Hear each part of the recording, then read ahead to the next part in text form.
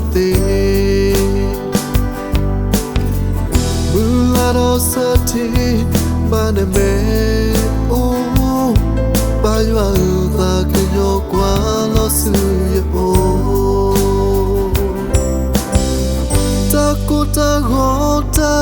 kota ke Mukoli sa khaya no yo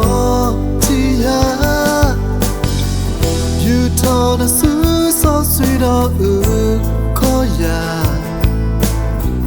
No kono tari bata ola Osa Yeshu Krikasa lo ye endo Yesu do shalaya Ye krikanya Playeta kematapa With us who do neya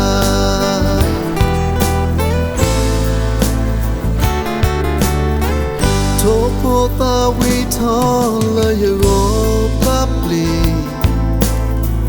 Tata we mumu you ta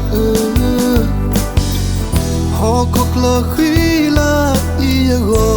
la ra Yuklekama ojirona akha Osa Yeshu Krikasa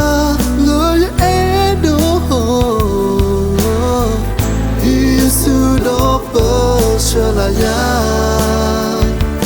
Yekrikanya playeta kematapa With us who do neya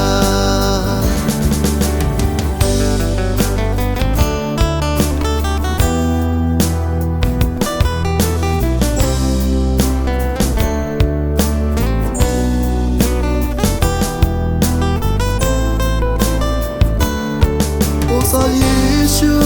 Krikasa lo ye endo Yesu do shalaya